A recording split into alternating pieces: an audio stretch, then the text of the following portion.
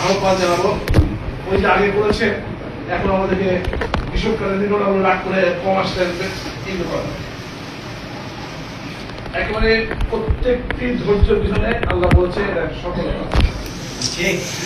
এই সামান্য দু একটা প্রোগ্রামে লাগেনি, আমি কিন্তু দু একটা বলেওছি কেন আমাদেরকে কৃষক কাজে ওইভাবে সম্পৃক্ত করা হলো। সেখানে বাবুল যে কথাগুলো বলছে সেই কথাগুলো ধারাবাহিক আছে যে আমরা যেন আমি খারাপ না আপনি খারাপ, আরেকজন তো দলের মধ্যে খারাপ আছে না, তাহলে আমাদের দল বিদ্রোহী প্রার্থী করে দেবো, আমাদের দল সবাই ভালো না, আচ্ছা ভালো বলেন। বহু জায়গাতে বিএনপির বিদ্রোহী প্রার্থী হওয়ার কারণে 20-40 সিট কিন্তু সবাই ফেরেশতারা ভালো লাগে।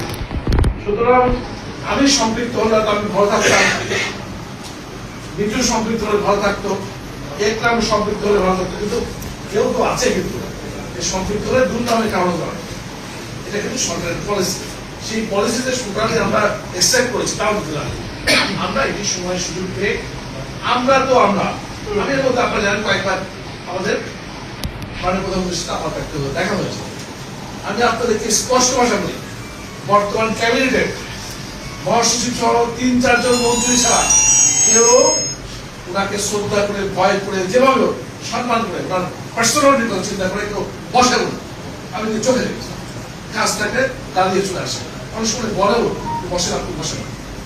বিষয়টা এইরকম হয়েছে, আমাদের দলের সমস্ত নেতাকর্মী, আমাদের মন্ত্রী পরিষদ সদস্য, সংসদ সদস্যবৃন্দ, দলের নেতৃবৃন্দ তার প্রতি এত তার যে মানে বর্তমান অবস্থান দেশের প্রতি এবং এমন কঠোর অবস্থান, তার সামনে বসেও সমস্যা সে কিন্তু বড় রাতে বসেন না, বাস্তব অনেক বড় বড় ক্যাবিনেট মিনিস্টারকে শুনেছি ভাই আমরা গিয়েছি, হয়তো কাজ ছিল, তারা উনি বারবার বলতে বসার সমস্যা তটস্থ থাকে কিন্তু বাস্তব।